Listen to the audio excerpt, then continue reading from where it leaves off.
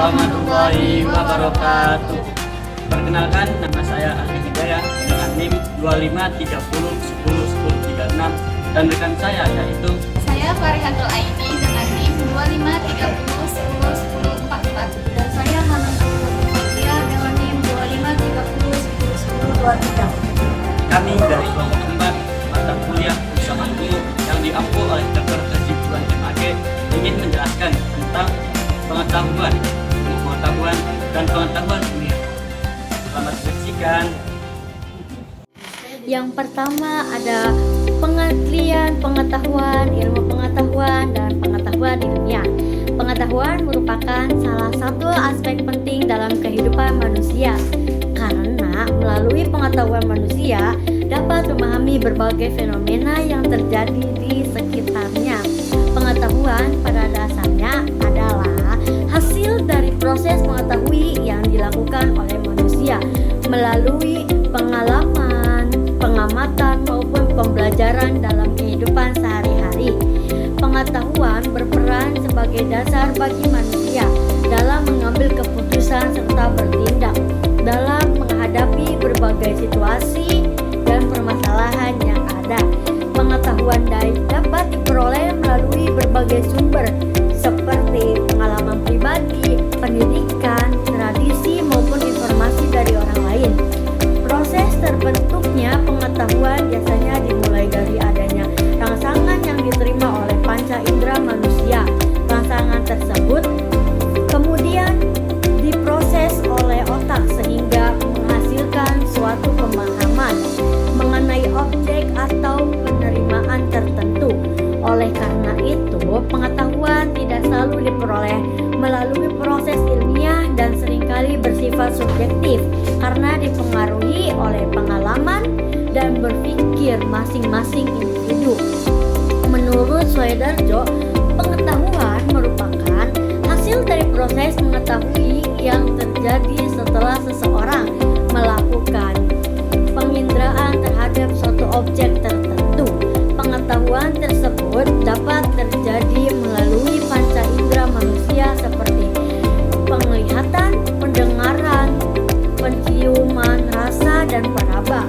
Pengetahuan yang diperoleh melalui proses ini kemudian diproses dalam impian manusia dan dapat digunakan kembali ketika diperlukan. Selain pengetahuan umum, terdapat pada konsep ilmu pengetahuan. Ilmu pengetahuan merupakan pengetahuan yang telah disusun secara sistematis dan terstruktur sehingga dapat dipelajari serta dikembangkan secara terus-menerus. Ilmu pengetahuan tidak hanya berupa kumpulan fakta dan informasi, tetapi juga mencakup konsep, teori, dan prinsip yang digunakan untuk menjelaskan suatu fenomena tertentu. Pengetahuan ilmu merupakan beberapa karakteristik utama, yaitu bersifat rasional, sistematis, objektif, serta dapat diuji kebenarannya. Rasional berarti ilmu pengetahuan didasarkan pada pemikiran yang logis dan masuk akal. Sistematis berarti ilmu pengetahuan disusun secara terstruktur dan memiliki struktur yang jelas. Sementara itu, objektif berarti ilmu pengetahuan tidak dipengaruhi oleh kepentingan atau pandangan pribadi sehingga kebenarannya dapat diterima secara umum. Di sisi lain, terdapat pada istilah pengetahuan ilmiah. Pengetahuan ilmiah merupakan pengetahuan yang diperoleh melalui metode ilmiah yang sistematis dan terstruktur. Metode ilmiah merupakan suatu prosedur yang digunakan untuk memperoleh pengetahuan dengan cara melakukan pengamatan, penyusunan masalah, penyusunan hipotesis, pengumpulan data, analisis data, serta penarikan kesimpulan berdasarkan fakta yang ada. Pengetahuan ilmiah memiliki tingkat kepercayaan yang lebih tinggi dibandingkan dengan pengetahuan biasa karena telah proses penelitian dan pengujian yang ketat. Selain itu, pengetahuan ilmiah juga bersifat empiris, yaitu didasarkan pada fakta atau bukti yang didapat dan diuji secara langsung. Dengan demikian, pengetahuan ilmiah dapat dipertanggungjawabkan secara akademik serta dapat digunakan sebagai dasar dalam pengembangan ilmu pengetahuan dan teknologi. Selanjutnya yaitu ada perbedaan pengetahuan, ilmu pengetahuan, dan pengetahuan ilmiah. Pengetahuan, ilmu pengetahuan, dan pengetahuan ilmiah merupakan tiga konsep yang saling berkaitan namun memiliki perbedaan yang cukup mendasar. Perbedaan tersebut dapat dilihat dari cara memperoleh, tingkat sistematis, serta tingkat kebenaran yang dimiliki oleh masing-masing konsep. Pengetahuan merupakan bentuk pemahaman yang paling dasar yang dimiliki oleh manusia.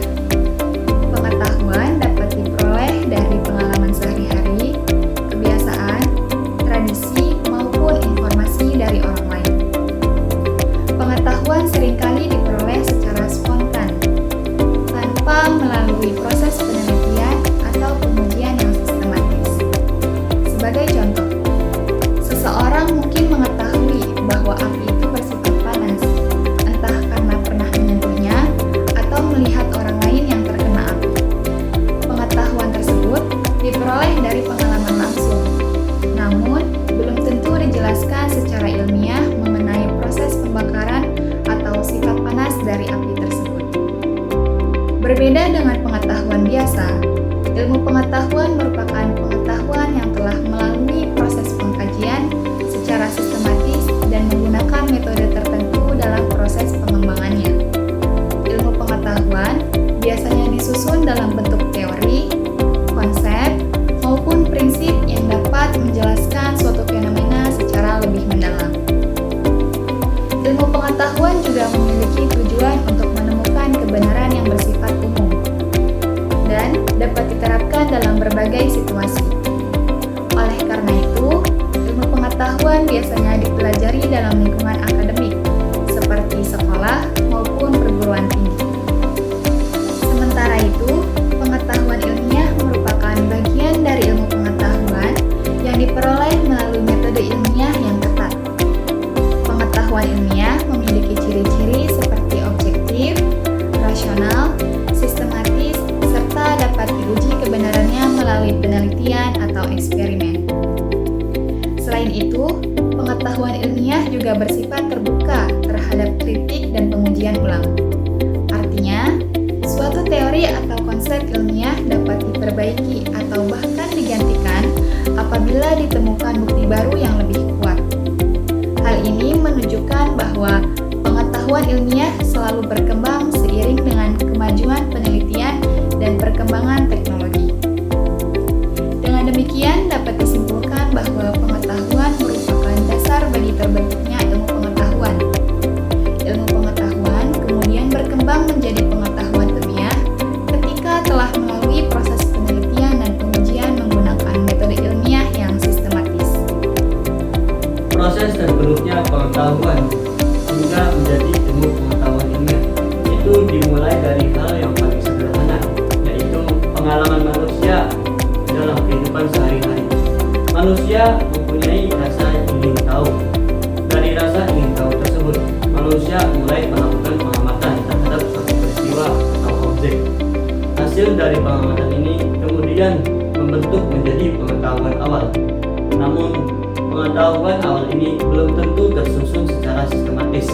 Oleh karena itu, manusia mulai menggunakan kemampuan berpikir dan penalaran untuk memahami hubungan sebab dan akibat dari suatu fenomena.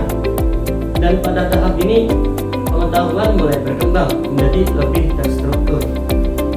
Selanjutnya, untuk mendapatkan pengetahuan yang lebih akurat dan dapat dipercaya, manusia menggunakan metode ilmiah. Metode ini terdiri dari beberapa langkah, yaitu melakukan observasi, merumuskan masalah, menyusun hipotesis, mengumpulkan data, menganalisis data, dan menarik kesimpulan.